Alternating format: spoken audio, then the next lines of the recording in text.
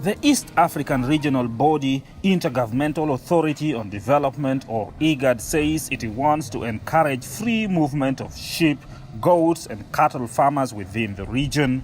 Its Transhumance team was in South Sudan for a 2-day consultation with South Sudanese legal experts to develop a protocol for the seasonal movement of livestock. The consultation took place from 13th to 14th June 2018. We are also doing consultations to ensure that we are not contravening the legal and the policy provisions of the member states. And then we shall also go to the second level, which is the level of discussions at the Council of Ministers, the IGAD Council of Ministers.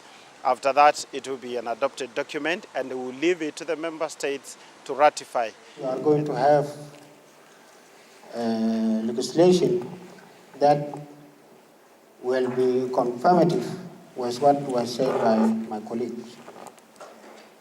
I think this will be the big achievement that the country is going to achieve. More than 70% of land in the IGAD region is either semi-arid or arid and inhabited by livestock farmers.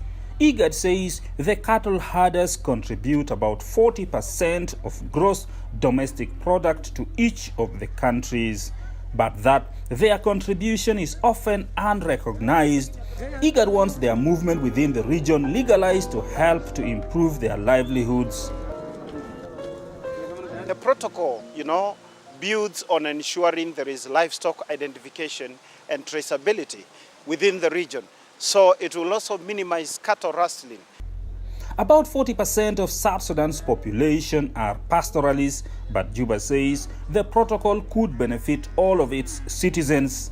The development of livestock, when they need to be taken to different territories for grazing and even for water, is important for South Sudan, and it will help the new nations in the areas of developing the livestock and cattle management.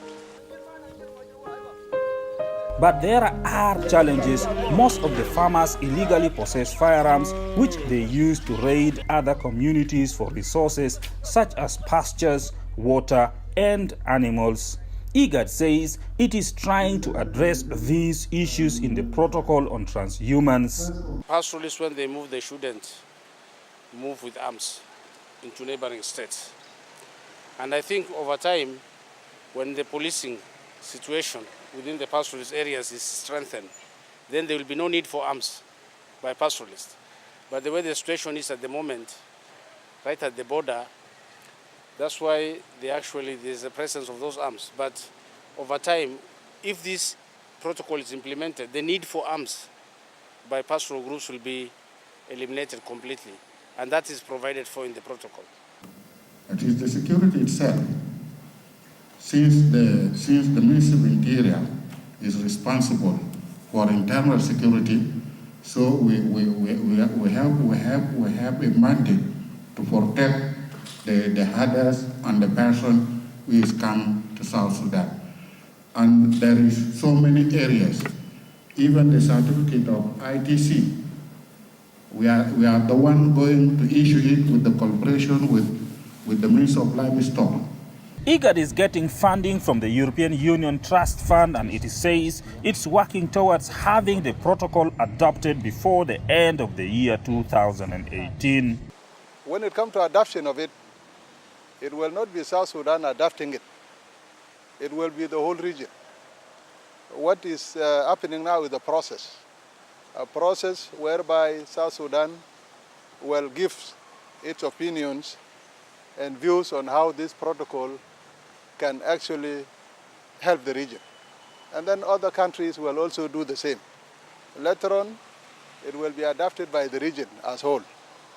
And when it is adopted, then South Sudan will go through other process of implementing it by having it ratified first, because according to our constitutions, any treaty or protocol has to go through ratification. The Ministry of Interior is the key member or is the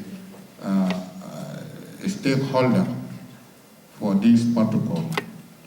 because we are the law enforcement agency, and we are the one who is going to implement this protocol.